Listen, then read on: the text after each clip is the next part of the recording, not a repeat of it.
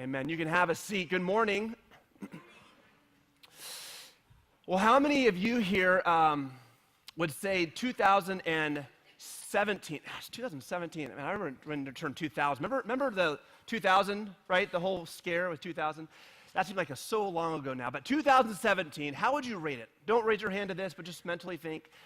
1 to 10. 1 being, man, this is the worst year. Would hate to repeat that one. 10 being, I would love to redo that all over again, year after year after year. Okay, think in your mind.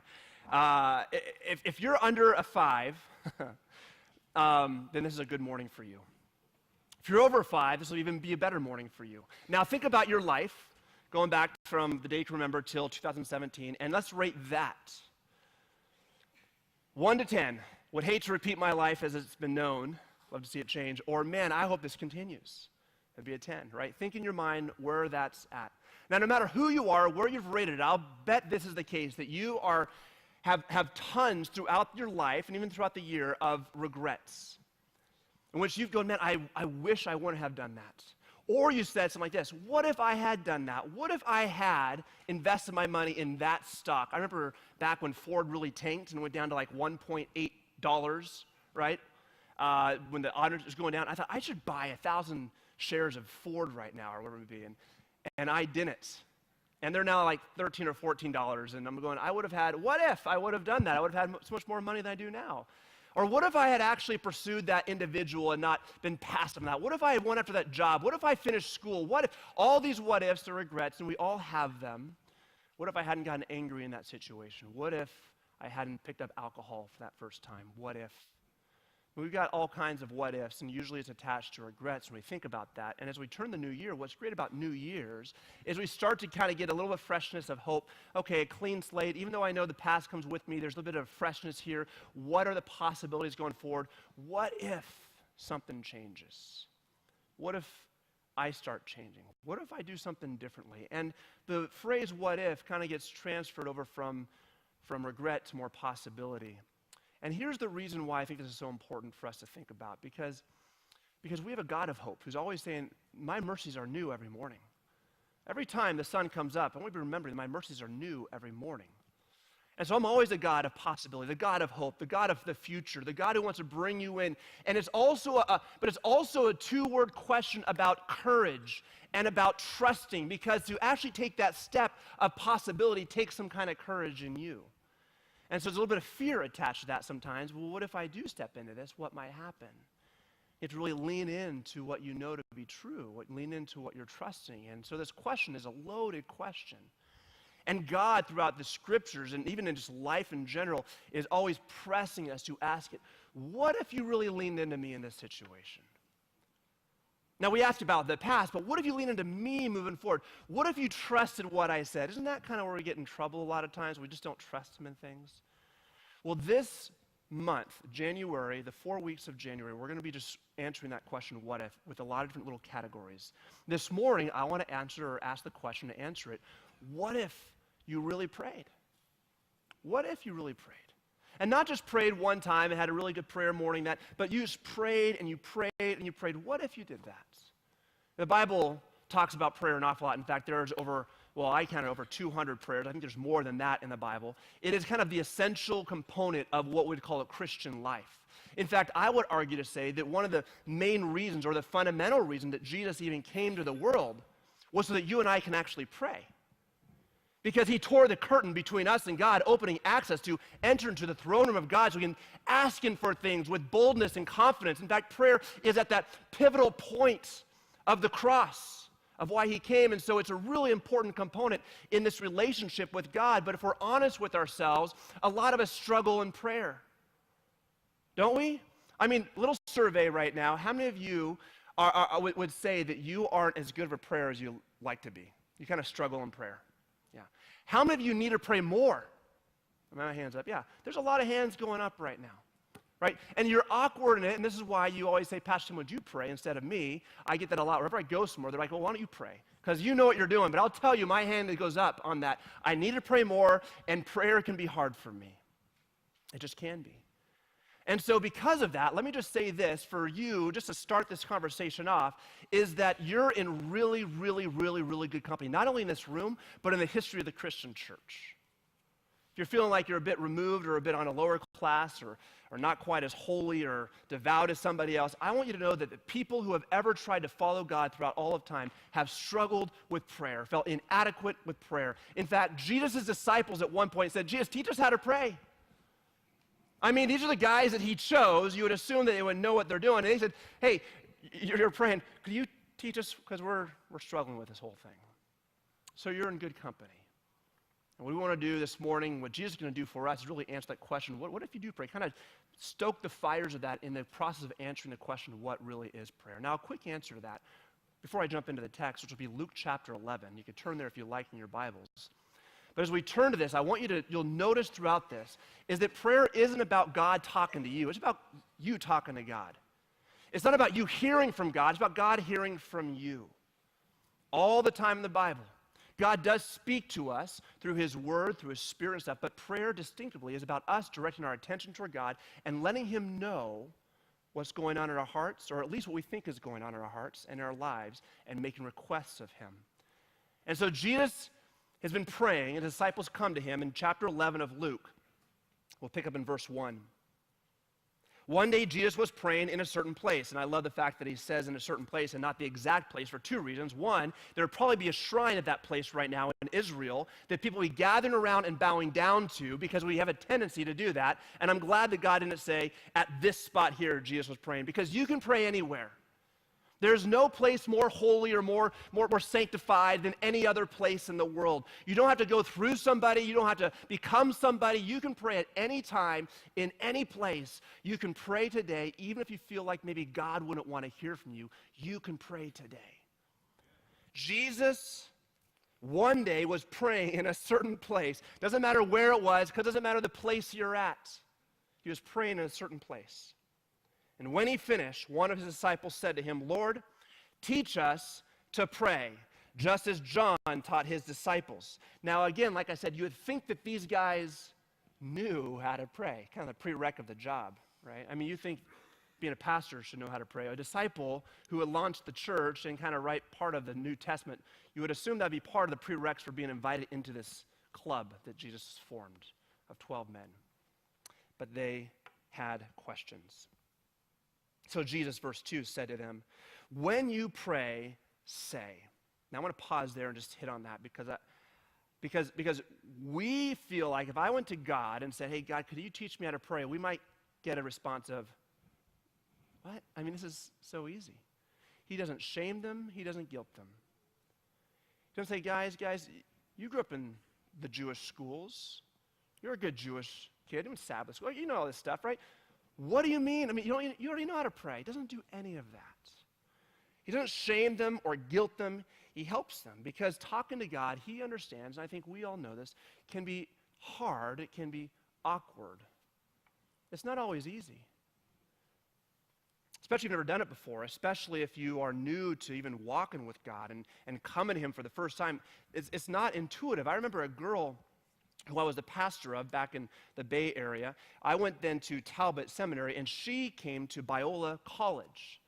And so we still interacted from time to time and said hello and stuff. And one time she came to me and said, hey, Tim, so call me Pastor Tim, but Pastor Tim, there's a guy that I really like. And we're supposed to kind of go out into similar circles, and I want to talk to him. I just don't know how.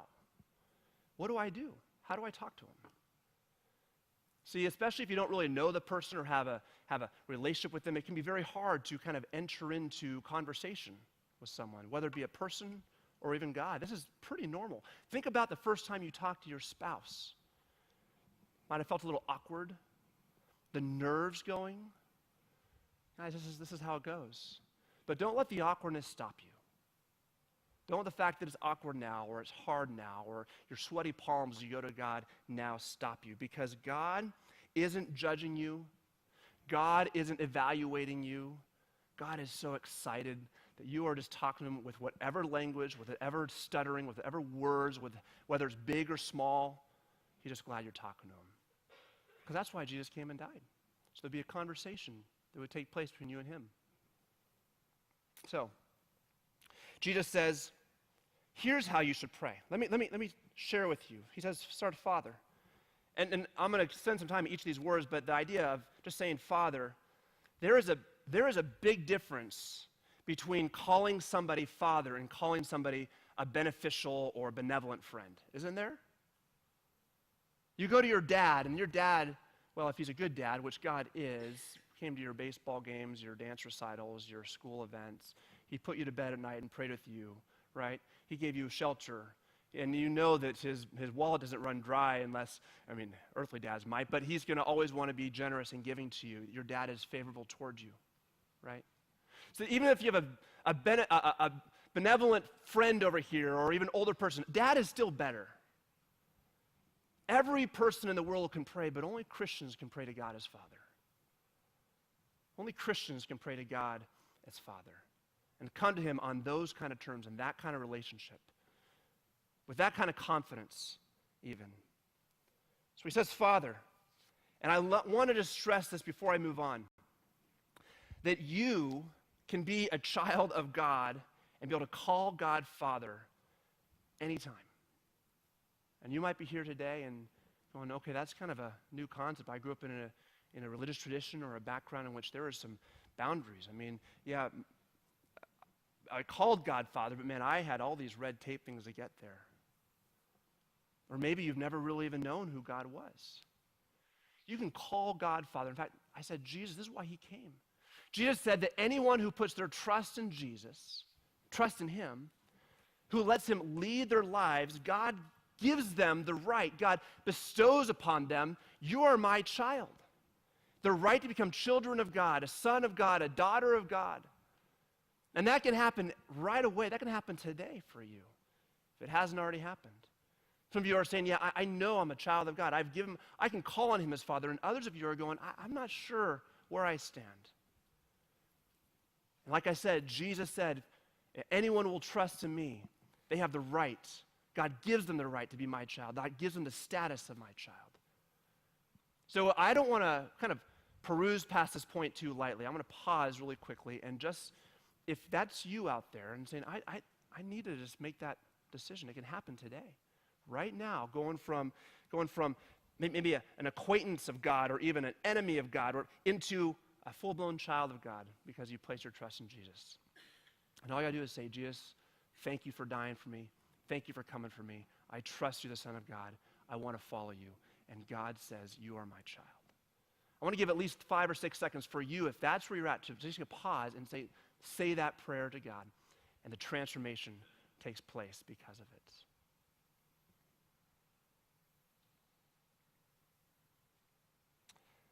God, I thank you for the people who are wrestling with that, are praying that right now. And so for those of you who perhaps have, and for those of you who are saying, yeah, I need to, that's something I just prayed or thought through, and God, I need to follow Jesus and so forth. There's something coming up we're doing on January 28th that I want to invite you to, because every time somebody gives their life to Jesus, the first kind of act of obedience that the Bible talks about is the step of baptism. And I want to invite you, if you just said, yeah, I need to follow Jesus, I want to be a child of God, I want to follow him, I want him to be in my life, then that would be an invitation to you to be baptized on January 28th. And if you want to mark that on your card and put it in, we'll be happy to reach out to you and get you connected in that way. But that's happening in 3 weeks here in this service. Commercial aside, moving into the next one. See, every child who really is a child understands, no matter what they have a feeling of respect toward their dad, don't they? Even though there's a deep love for them, an intimacy, there's also a respect. And so Jesus says, Father, hallowed be your name. And the name is the character of the person. And he says, his Father, the intimate one, right? Your name is something to be revered. It's something to be respected, who you are. And whenever you need to respect somebody, the first question is, why do you need to respect them? What about that person is such a need for you to respect? Which demands for you to know a bit about him. A lot of us pray to God as we want him to be, but not really as he is. A lot of people just say, just whatever your thoughts of God, pray to that. No. Let's get to know who he is, because when you really think about who he is, you realize he's the one who set the stars in place. He's the one who called the constellations to be there. He's the one who calls your heart to start beating, your lungs to start breathing. He's the one who keeps you alive, who gives you bread and food every day. He's the God who provides for you every step of the way. That's the God you're talking to, the one who holds your life in his hands. The one who not only holds that, but who in his own choice, with no constraint, sent his son. to this earth, to be killed by us. If we were there, we'd be in the crowd too, so that you and I could be restored to him, a God who loves you. That's the kind of God, and I, man, respect. Hallowed be your name. And when we talk about God in that posture, we recognize he's the king, and so he says, your kingdom come, because we're talking about whose rule is going to reign here. Well, at least in my life, I want God's kingdom to reign throughout my life. I want his heartbeat to be beating out of my life. I want that to be what comes, and I want that to be what happens in the world around me. His desire, his will, his decisions. Your kingdom come, and I'm praying for that, asking for that. Give us each day our daily bread, a recognition. I respect you, but man, every day I'm relying upon you. This is part of respect. Every day I'm relying upon you for my bread, for my food, for my air, for everything I have. And some of us need to remember the fact that God is taking care of us, because our daily bread feels a little bit small and it's not as big as somebody else's. And I want you to know that the daily bread he is providing day in and day out, no matter how big or small it is a posture saying, thank you. Thank you. We are in constant need of his provision. And part of the provision is the next statement, forgive us our sins. Because every day we're sinning, every day we're doing stuff wrong. Every day I need forgiveness. Every hour I need forgiveness. And you're going, well, that seems a little bit much, Tim. You're a pastor after all. No, you realize that I am living this life, and you're living this life as an object of mercy, that God, I have jealous, prideful, angry, you name it, adjective, thoughts and motives and actions and everything that I do. Even up here, there's a part of me that's like, I really want to sound good for Tim. For my sake. Let me be honest, this is not a pure message of just a pure heart. There's some flesh involved in this. There's some Tim wanting to take some glory from this, and that's just the reality. And so I lean into God's mercy even when I'm doing things that seem very godly. Forgive us my debts today. That's a daily thing. And the second one's harder to ask for, as I forgive other people, right? For I will forgive others their sins. It's kind of nice to know you're forgiven. It's hard to forgive somebody when it really hurts. It's hard to really offer the same compassion, same forgiveness, same extension when it really hurts. But that's what's being said. For I am doing this for other people. And then he says, and lead us not into temptation. You know, this entire prayer, if you were to, I timed myself with it the other day. How fast, in slow speaking voice, not Tim preaching speed, right? How fast did it take to pray this prayer? And it was under 15 seconds. 15 seconds. That's all he taught him, which means you don't need to pray a long time. You don't need to sit there for hours and hours and hours to have a meaningful prayer to God. He's not saying, well, they prayed for 3 hours and you only did 15 seconds. Oh my goodness. This is all he gave to them. It is a bit of like a training wheels, though, we'll say. This prayer is sort of like that training wheels. They help teach us and grow us so that we can start moving away and expanding.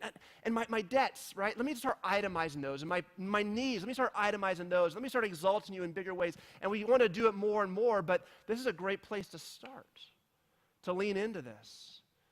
We see Jesus not doing only 15-second prayers. We see him doing all-night prayers. And so it's not about the time or the length or even the place. It's about you even coming to God with anything that you have, whatever time that you have and space that you have. And it's 15 seconds right now, and that's where you landed today, and that's all you got in. Hey, man, he is glad he got that 15 seconds in which you came to him and talked to him. And if you don't know what to say, you're going, I don't have my own words, steal his. Jesus doesn't care about plagiarism. He doesn't. He wants you to plagiarize everything he says and use it as your own. Steal his. So Jesus concludes this little prayer here then with a story to talk about the attitude that we come with prayer. Verse 5, he says, then Jesus said to them, suppose you have a friend and you go to him at midnight. Now, if you're under 30 or in college still, then this is like normal life. People knocking on your door at normal life, going to your friends at normal. That's normal for you, right? But if you're over 30, if you have kids, then this is like, you just don't do that. You don't do that. This is foreign to you. You haven't done that in years. But suppose you have a friend and you go to him at midnight and say, friend, lend me 3 loaves of bread. A friend of mine on a journey has come to me, and I have no food to offer him. Now, that little statement there for us is a little bit foreign because our culture, hey, if somebody came to my house at midnight, I would feel no desire and no need to have to kind of take care of them. But they didn't have cell phones. They didn't have communication. People were on a journey, and they arrived when they arrived because traveling was hard. And if somebody showed up at your house that you knew, it was expected of you to take care of them in that need, whatever they needed. And so this man feels that obligation. And so he's going, I don't have the bread to give to him. I'll go to my neighbor because I have to fulfill this cultural demand. And he's leaning into his friend, feeling the same kind of cultural demand of him. Now, verse 7, suppose the one inside answers, don't bother me. The door is already locked, and my children and I are in bed. I cannot get up and give you anything. Now, as a parent of 3 kids under 5, I totally understand what he's saying there. You all know that if a kid wakes up in the middle of the night, it is going to be hours to get him back to sleep and another hour or 2 to get you back to sleep. And you're going, this ain't happening. Because while even here, you and I may have separate rooms for our kids, like my wife and I sleep in one room, and our kids sleep in different rooms. And so if they're shouting, we can kind of drown them out with some music maybe turned on or a sound machine. But in that culture, you're all in the same room. You're all in the same 10-foot by 10-foot place, all 5 of you, or however many kids you have, laying there, snuggling together to keep warm. And if somebody moves or wakes up, everybody is moving and getting up. So to get up and open the door and get this guy the food from the cupboard or the counter is going to wake everybody up there. And we all know with kids, that means chaos, right? Because they ain't going to be happy. And kids, when they're not happy, you know what they do? Yeah, they don't tell you they're not happy. They just scream and cry and yell. They don't calmly dialogue with you. You know, Dad, I'd prefer you actually do this or that. They just scream. I'm learning that from our 2-year-old especially. So this guy says, I cannot do that. I will not get up. I'm sorry. This is impossible. Now, this guy who's knocking seems like he's at an impasse, right? I mean, if somebody came to your house with your kids in that situation, they said, absolutely not, or they called you up, you'd be like, all right, I'm going away. But he says, don't stop knocking then. This is the point of the story. I tell you, even though that friend of yours, he will not get up and give you the bread because of friendship. That's not a strong enough reason for me right now.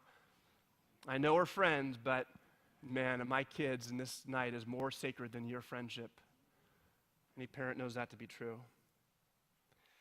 Yet because of your shameless audacity, now it's shamelessly rude, boldly rude to the point of annoyance, right? It would be polite to say, okay, I'm sorry for bothering you, but you keep knocking. I don't care about your kids. I don't care about your sleep. I don't care about your happiness. I just care about mine. I'm going to keep knocking until you, because of your shameless audacity, that guy, he will surely get up and give you as much as you need. He will empty the cupboards for you to get you to move on quickly. Because of his shameless audacity. Here's what Jesus is saying. If you keep asking, you will get an answer. That's a promise.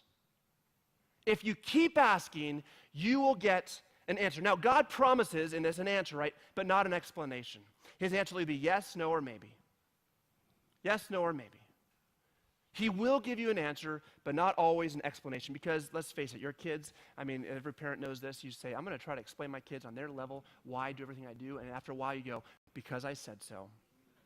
Just because I said so, because you know that they won't get it no matter how much you try to explain it. That's with God. His ways are not our ways. His thoughts are not our thoughts. He is way up here, and we're trying to navigate the mundane down here. He's like, I'm going to give you an answer, but even if I gave you an explanation, you're going to be like, what? I don't get that. Doesn't make sense to me. The times I try to explain to my son, it goes right over his head. And I use the smallest possible, shortest words I can think of. God is so much bigger than we are, and we won't understand. So Jesus says, verse 9, so I say to you, though, here's the promise, keep asking, you'll get an answer. If you keep asking, this is a continuous action, it will be given to you. Keep seeking, and you will find. Knock, or keep knocking, and the door will be open to you. For everyone who asks and keeps asking receives, and the one who seeks and keeps seeking finds. The one who knocks and keeps knocking, the door will be open. Promises. You notice in this conversation after the prayer, teach us to pray, the largest section, the most emphasis is placed not on the content of the prayer, but the persistence of prayer. That's the emphasis here. He tells a story about persisting, not the content. That's like the biggest thing he's trying to drive home here. Keep asking, or to put it another way, keep bugging God. Just keep bugging God. It's not about your words, it's about your persistence. Some of us hide behind false piety, in which we say, well, God's God, and he's big and he's good, and he'll give me what he wants, when he wants it. I'm not going to bother him. And Jesus is saying that is the wrong kind of thinking. That's the wrong kind of thinking. Yes, I'm God. Yes, I'm big. Yes, I decide, right? But bug the heck out of me. Bug. Knock. Ask. Don't walk away. You keep going. That's what I'm challenging you to do. That's what I'm calling you. That's what I want you to do. Don't be like that in which you walk away because you have some false piety in you. Even if you think that God may have said no, you keep asking. You keep asking. Now let me give you, as we kind of wrap this up toward the end, 3 reasons why it's so important that you and I continue to keep asking God with our prayers. And the first one says God wants you to figure out if you really need this. He wants you to figure out if you really need this. Do you really need the bread? Or you just don't want to walk down the street and buy a loaf of bread? Like, do you really need it? Or can you really just go down there and buy a loaf of bread down there? I mean, your kids, again, going back to parenting, great analogies. If you are a parent or have kids before, if you're not, you'll get there. Just mark my words here. This is going to be the case. They'll ask and ask and ask. And you'll know if they really want something by if they keep asking for it or if they stop when they leave the Target store. Right? Is it geographical? Is that why they're asking? Is it time? That moment? Is it jealousy? You know what I think? I think most of the time it's jealousy. I was watching my little boys. We can even buy 2 of the same toy and they'll still fight over them because the other has something that they want. It's funny to me how marketing works. Man, Steph Curry has that shoe. I want that shoe. Why can't I have that shoe? And then your neighbor gets it, gets a little closer to you. Man, someone close to me got that shoe.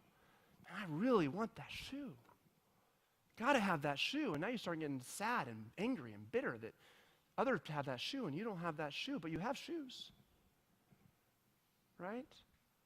See, and then you're like, I got to ask my parents over, and they're like, you don't need that shoe.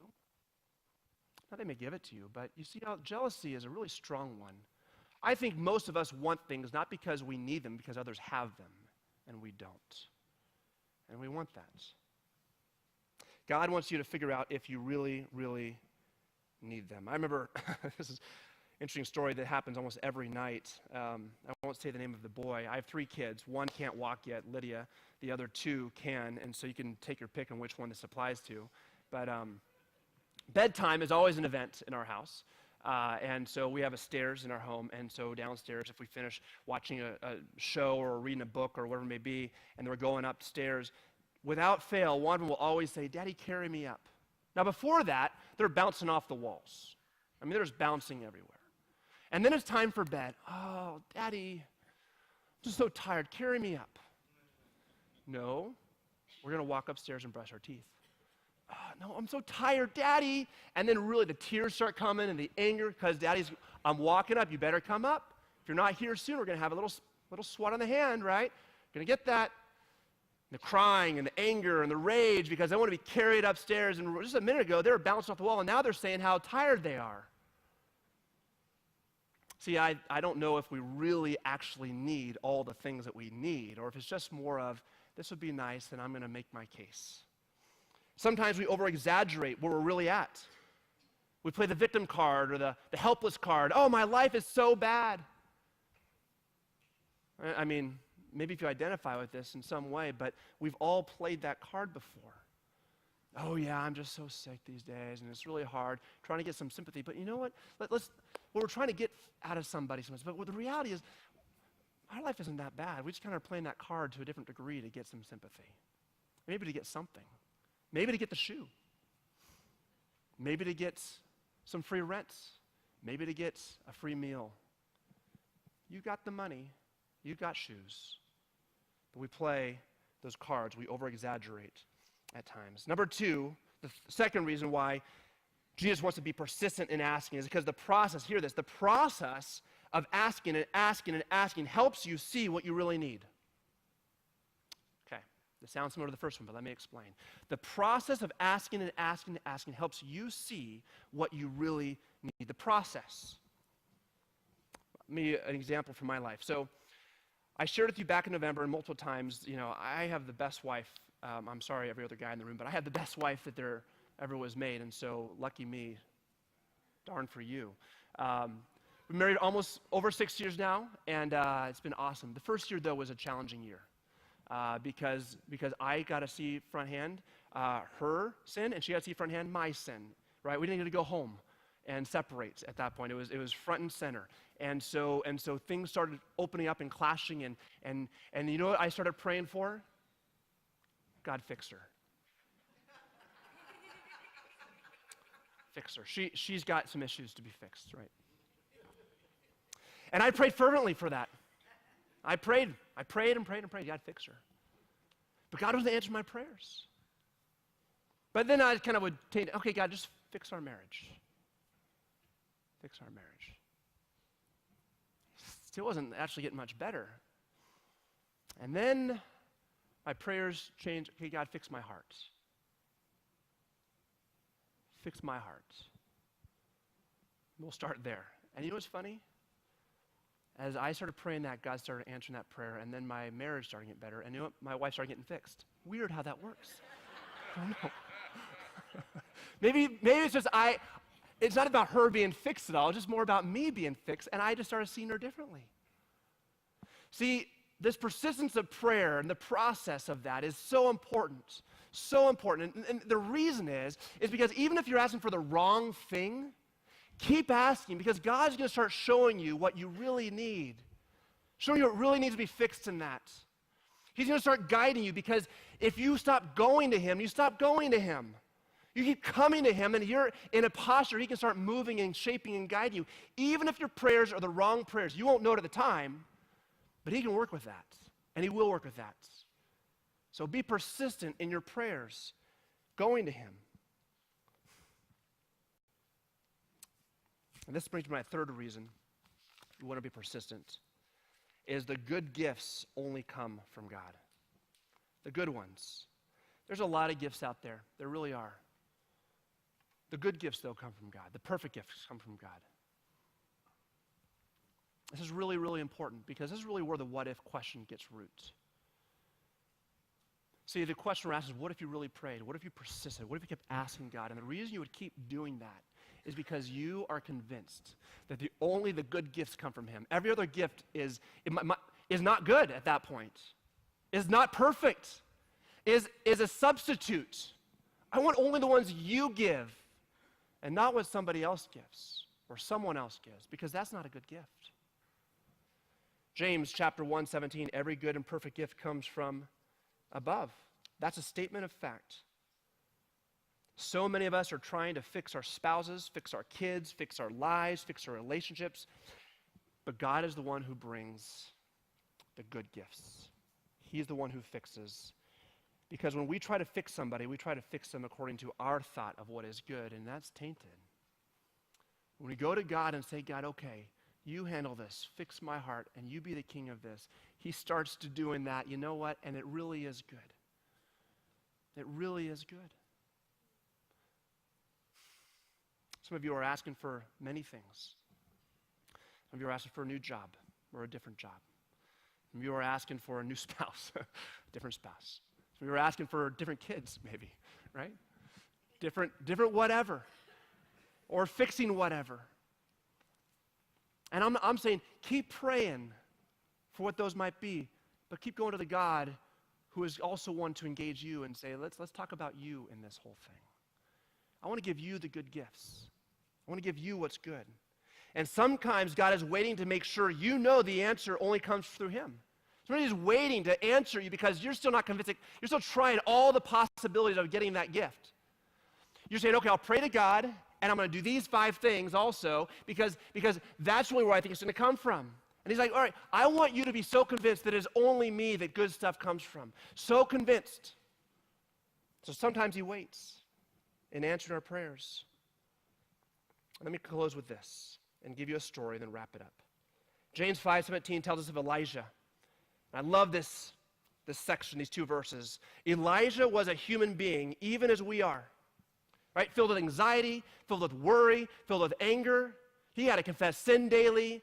You think you're worried? Elijah had a lot of worry. In fact, a section of the Bible talks about his great depression and anxiety that came about in his life, where he doubted God's goodness and doubted whether God was for him. You struggle? Here's Elijah, who is one of God's top 10 prophets of all time. And he was a man just like you. And it says he prayed, though. Here's what he did. He prayed earnestly. Or literally, he prayed and prayed and prayed and prayed that it would not rain. Now, that's a big request. We could use some rain. He prayed that it wouldn't rain there. That's a little bit big, right? I mean, of all the requests you could ask, something smaller might be more faith-based. That's a big question, big ask. Let's stop the rain. And it says, and it did not rain on the land for 3.5 years. And then again he prayed, and the heavens gave rain, and the earth produced crops. What if you prayed? When I was living in the Bay Area, I was there right after college, and I was, poor college student, I guess you say. I was earning $16,000 a year from my illustrious ministry position at a church up in Los Altos, which is Silicon Valley, the heartbeat where the rich of the rich live in Los Altos Hills, and so rents are very high. Needless to say, I had been hopping around quite a bit from place to place, living a lot on charity, and I was in a current spot in which it was a nice place, had my own room for $500 a month. That was about the max I could afford. So, but I knew my lease would come up 3 months later. At the end of the summer, it was all done. And so I was like, what am I going to do? And I remember reading James here about Elijah praying for no rain, and I thought, man, what if I just prayed for this? What if I just prayed and prayed and prayed and prayed for this? For God to take care of that need. And so I wrote down in a little journal, here's the 4 things I'm going to pray for. First off, I want to pray for my own room. I want to pray within 5 minutes of the church, so I don't have to drive very far, which is Los Altos area. I want to pray for it being $500 or less. I want to pray, actually there's 5 things, that it's a longer stay than 3 months, and I don't want to look for it.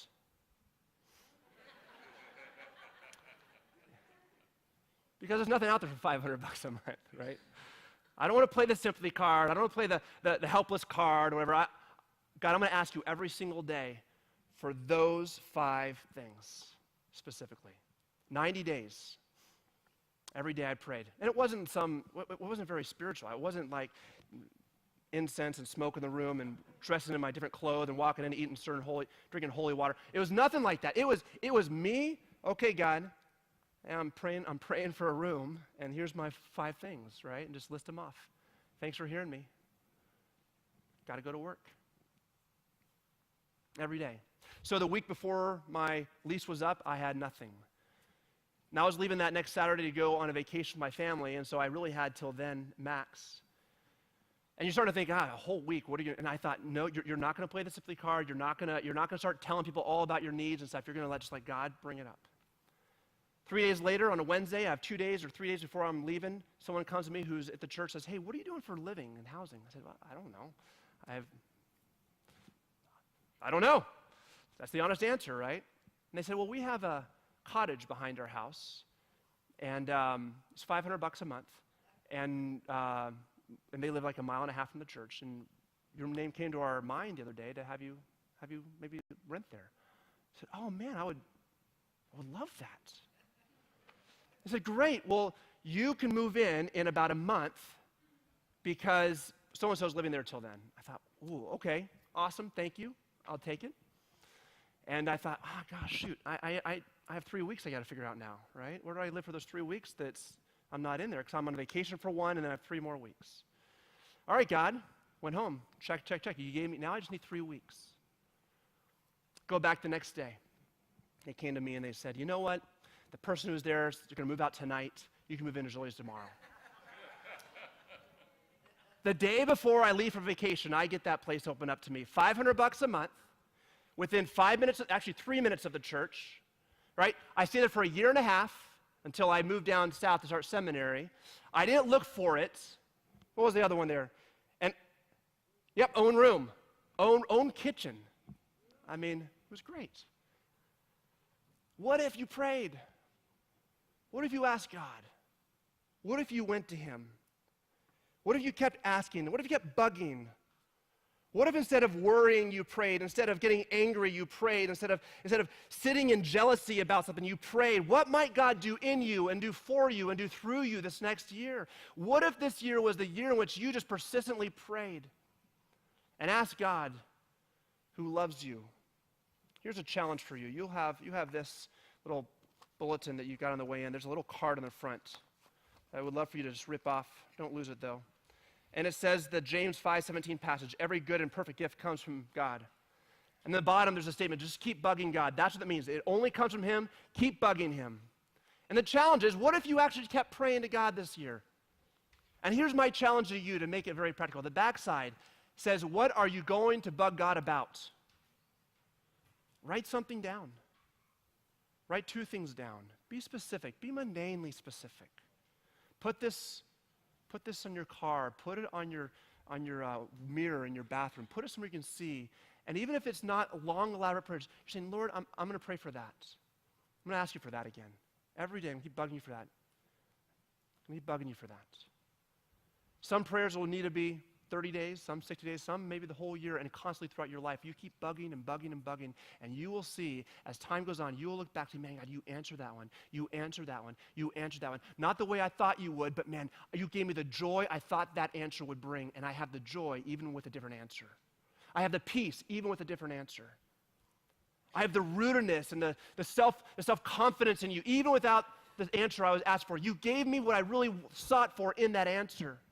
And sometimes it'll be the exact answer in the exact way you pray. But God's going to give you his answer. Let me pray. Jesus, I thank you that you are so clear, and your parables, your stories sometimes seem so off because our minds have been so tainted. Because we really don't think we can keep bugging you, that if you said no, that we had to stop. You said no, keep asking, keep knocking, keep seeking, keep bugging God. That should be the mark of a Christian, the mark of anybody who's following Jesus. They are constantly knocking on the door of God, saying, this is my need, this is my request, this is what I want. And God, we know that you will shape us through that, and you will give us the abundance of life that you have promised us in your Son. Pray these things in your name. Amen.